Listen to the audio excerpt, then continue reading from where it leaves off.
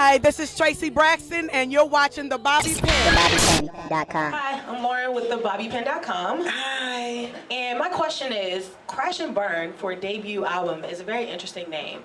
And I would assume that you're trying to make a statement because it is your first album. So in your words, what do you think this album will say about you? How will it define you and your music? Well, Crash and Burn, it has a LP on the album. It's called Crash and Burn. And what Crash and Burn is talking about, when you know, sometimes you follow other people's dreams and your parents' dreams and your family dreams and tell you, well, you know what, don't even do that right now. You need to have a career. Don't even follow that. And you have your dreams, and they're afraid for you to fail and not to succeed. But it's about you. And it's okay to fail and succeed. And once you fail, I mean, you can get up and brush yourself off and say, okay, I did not succeed on that. All right, I have some other bucket list that I have, you know, dreams and aspirations that I want. And okay, I'll follow that. You know, I've been wanting to be a beauty school dropout for 4 times. I mean, what? I really didn't want to be a beauty school dropout 4 times, but I'm just saying, that's what happened.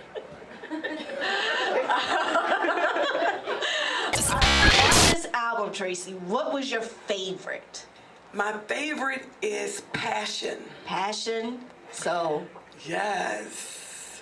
Tank, we have passion back there? You know what? You have to really listen to the words on Passion, okay? Passion is talking about, for me, okay, that I want this person for so long, and I can't get you. I don't understand why you're not coming to me. My heart is yearning and aching for you.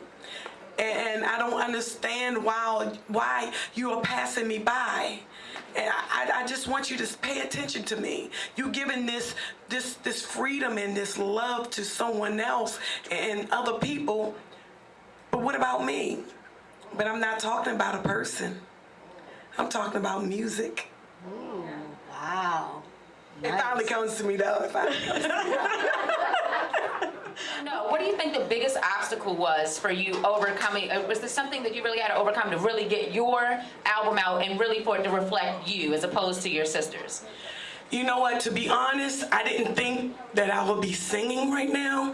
I thought I would be singing with my sisters, you know, and I was basically giving it up. And I was saying to myself, I wasn't doing this at all. And what happened, oh, the music. Is this a musical? I'm getting ready to say, this is the award show? I mean, dang, you gave me a cue. God bless you, good night. Thank you, everybody. A soundtrack for the questions? You know, but no, I didn't think that I would be doing this. You know, I was giving it up. And I was like, okay, I'm too old now. I might as well just wait for my sisters.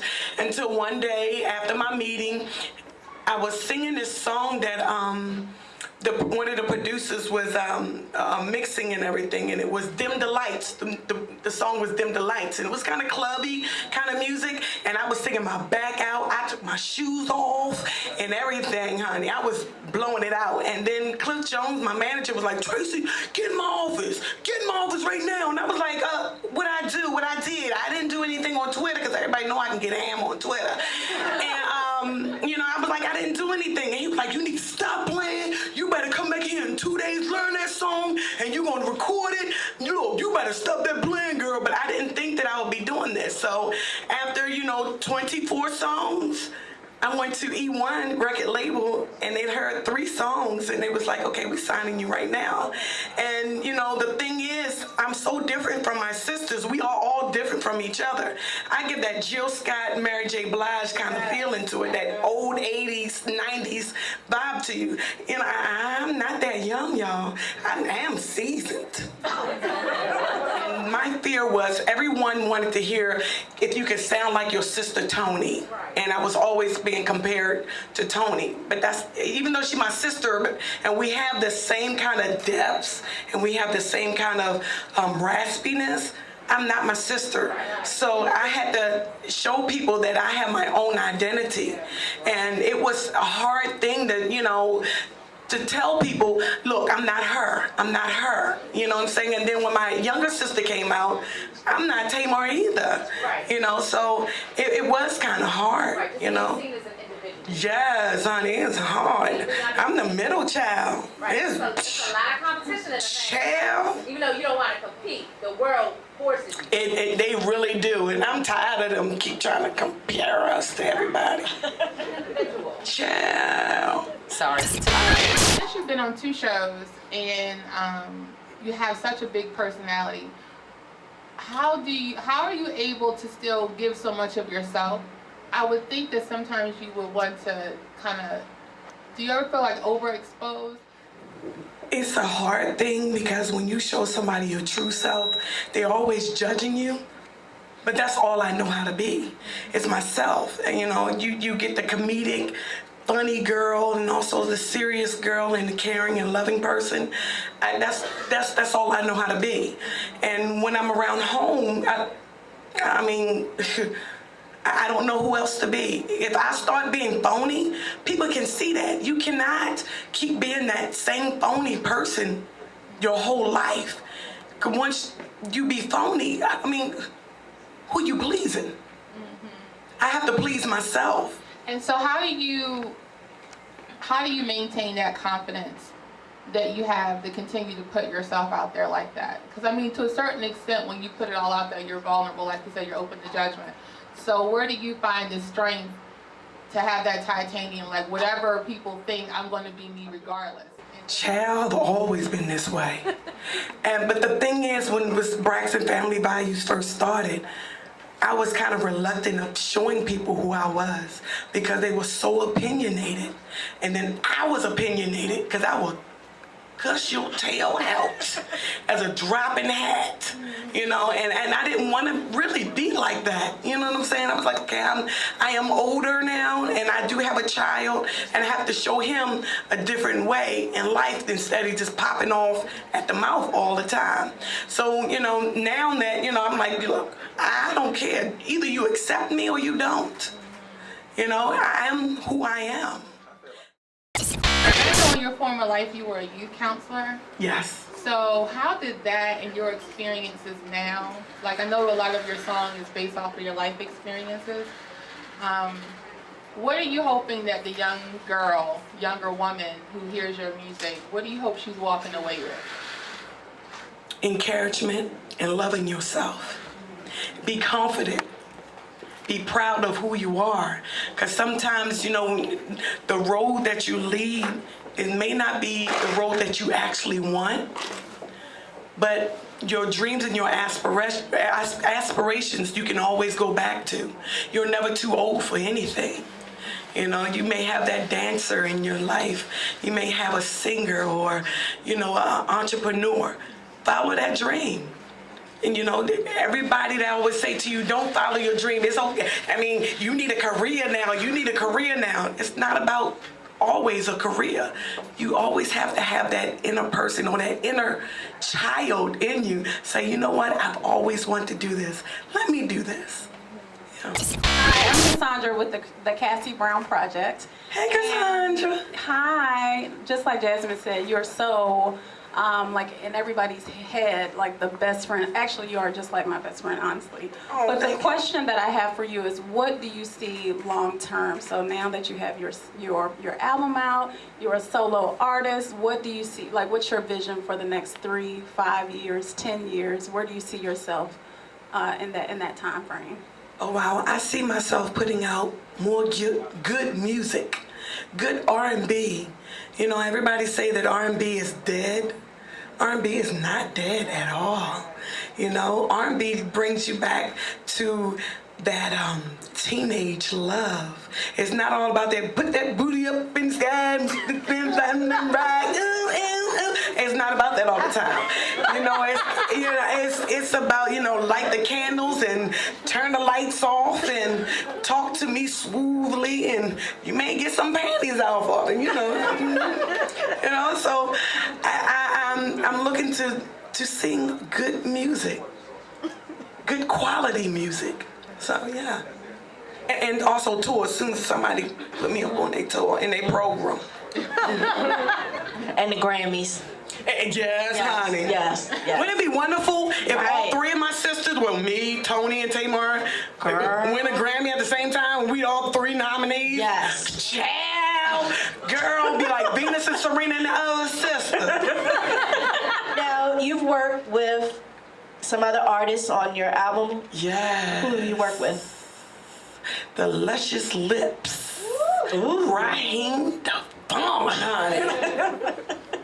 Honey, I love you back there, but I'm just saying. Glory! Raheem DeVaughn, y'all. I'm telling y'all, that man can sing. I just like, Okay. sometimes I'm like, oh shoot, here you go. He is, oh my goodness. I love when he sings. Okay. And then I have Tank. Tank. That wrote one of the songs on there. And which one was that? That is, let me see, hold up.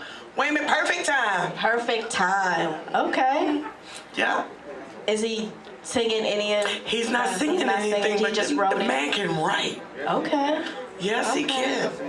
All right. Not bad at that. Yes. So what was it like working with Raheem DeVaughn? How did that come about? I was singing the song and we was like, oh, I need somebody can sing with me on this song. Stay sipping. Okay, y'all know I like my alcohol. I like my breakfast vodka, my breakfast beer, my afternoon sip, my midnight sip, my lunch sip. Girl, champ, I think every 2 hours I have a sip. Do you? Okay. I think I do. You do? Okay. Yeah. But you know, working with Raheem, you know, it's talking about a love that, you know, when you really mad with him, like, I hate you, Jody. You make me so sick. I was going to the club with my girlfriend and everything like that. And you take a couple sips and stuff like, ooh, I miss him, but I love him. Yeah. Girl, I gotta go home early. Right. That's what that's about. Right. And you know, y'all dudes be like, you know, she make me sick, man. I'm going to talk to this girl over here, and you'll have a couple of drinks. Y'all be like, you know, no, that's all right. Right. I don't even need her in my life right now. I mean, you know, I love my girl. She ride or die for real. No, y'all don't say that. Oh. Nobody? No? Okay. Just us. How did you choose your producers for the like the first song was really that 90s feel good R&B, the vamps and the segues were really felt like 90s R&B again. So how did you choose the producers for the album? Oh wow. With Soul World Entertainment, my management fortunately have producers. And I always call them my Jimmy Jam and Terry Lewis. Wow. And I'm the Janet Jackson right now because they really sat back and watched Braxton Family Values and Marriage Boot Camp and was like, okay, we really going to get inside of Traci's head and get in her personality. And for me to have this 90s feel, they really sat down and talked to me and really wanted to know what was I about. You know, what is Traci? Who is she? You know, I am not from this new gender. I'm you know, For a different era. I know, not a whole era, I know. Because, see, I ride bikes, and I'm not going to get on no crotch rock and have my booty up in the air all this time. I ain't doing that. I'm a laid-back kind of chick. I'm going to ride me a Fat Boy Low, Harley Davidson and everything. That's what I'm going to do. Okay. I'm going to cruise. Nobody want their tail up in the air the whole time. Who wants that? I don't want that. I'm already have my tail up in the air with my husband all night. I don't want that. So what comes first for you? Is it the music or the lyrics? Or do you write the lyrics and then they do the music? How do you guys, or was it just a marriage in the middle? Like, how do you guys do that part? It was a marriage. Okay. Sometimes we had lyrics and did not have the music to it. Okay. And then sometimes we had the music and no lyrics to it at all. And I was very fortunate to have writers and with the producers and everything that I could collaborate with them and, you know, and say how I feel doing that song, you know? So I'm real fortunate and blessed about that, because a lot of people that singing don't get a chance to express themselves at all. And they give you material and tell you, well, sing this and this is what you're going to sing. You know, oh, that sounds good. No, they really did their homework and basically interviewed me. And was like, okay, we're going to sit here and we're going to have conversations. It's going to be like a one-on-one thing. And I'm real blessed about that. So Traci, I put your album cover, which is hot, in my group on Facebook. And they was like, that picture hot, Traci looking good. So tell us about your photo shoot experience for the photo cover. Oh my goodness, photo shoot experience. I had, okay, can I tell you a secret when I got that whole outfit and everything from? It's hot, Traci. The fishnets, black pantyhose. Those shoes. Yeah, the fishnets, black pantyhose, baby. I want y'all go back. I want y'all, you know, the 90 kids. You know, the 70 kids, 80 kids. I want y'all to think about it. I already put my age out there, Traci. But you know. I know. Please, really? Don't act like you 23 years old. No, I said I put my age because I said Sister Sledge. And I'm just saying. Shoot. If you look at this, and look what I have on. Who wore that? Prince in purple. No. The Prince did not wear that. He didn't wear that, but the cover. Lucia. Ain't no stockings. Prince had the bike. Thank you. But it's hot. Purple bike.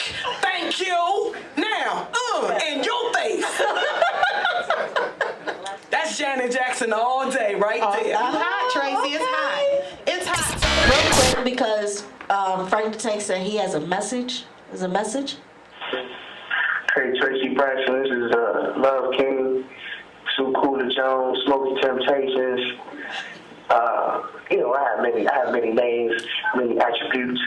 I just was calling to tell you congratulations on the new album. The first solo album. This is a great thing. I think you're onto something very great. And stay in the studio recording, and this is gonna be great. You know what I mean? I look forward to hopefully congratulating you on your 5th and 6th and 7th album, you know, in the years to come. And it's an honor to be part of your project, and thank you so much for having me be part of that, you know. So shout out to you, the entire fans, my man Cliff Jones, everybody involved, you know, and I'll see you soon, all right? Love life. Peace.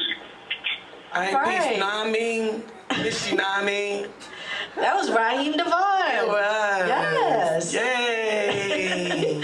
All right, so we're gonna play my brother's song. Your brother? What's your brother's song? Reasons. Reasons. That song really wasn't made for me, guys. My brother wrote this song 14 years ago. Really? And he wrote this song because my parents was going through a divorce. Oh, wow. And he gave the song to Toni 14 years ago. She recorded it, but it never made it on her album. So I asked Michael, Mikey, can I have that song? And he was like, well, Traci, you need to ask Toni because I gave it to Toni. I was like, really? You wrote the song? I got to ask Toni for the song? I mean, Traci, you know you got to ask Toni. So I called up Toni and I asked Toni. Toni was like, yeah, Traci, sure. Yeah, you can sing this song. Yeah, I'm okay with it. I was like, yay. So in the process, when I was singing a song in the studio, I would call Toni up, or when we was taping for Braxton Family Values, I would pull her on the side and ask her, I was like, Toni, how did this sound? Oh, Traci, that sounds good, but I need you to change, you know, the chorus line, and it needs to blend in with the first chorus line and the second chorus line. I was like, well, okay, I can do that, okay. Miss Superstar, 6-time Grammy winner and everything, thank you very much for your interpretations. And then, you know, it led from that, and wow. Yes. Okay. I have my brother's song. Your brother. My brother. Oh, okay. I can't.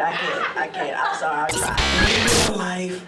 It was, we were sitting in the studio and I was hearing this song that was playing that David Lindsay was, you know, had the music on. And I said, you know what? That sounds like Aaliyah. Oh, wow. And Scooter was in there. He was like, yeah, it really does. I was like, you know what? We need to give Aaliyah a tribute to her because, you know, we were friends. You know, we knew her before she passed. And, you know, her Uncle Barry was Toni's management and things like that. And I was like, you know what? We have to take our hats off to the old R&B and this, you know, just recognize them and say, give them that recognition and say, I love you, you are still alive, you are here, and we love you. Wow. Yeah. Okay. You gotta listen to it. It's a kind of a nasty song. Ooh. Like rock the boat? About like the rock the boat. It's more than rocking the boat. Okay. All right. So we're gonna play this Need It in My Life. Mm-hmm. I know about that. I need it in my life. Sometimes you do. Make sure you can tune in to me, The Real Traci Braxton, at Traci Braxton on Twitter. And you can find my album either on, iTunes or Target, Wally Mart, or Best Buy. Make sure you get it because you're missing a treat if you do. TheBobbyPenny.com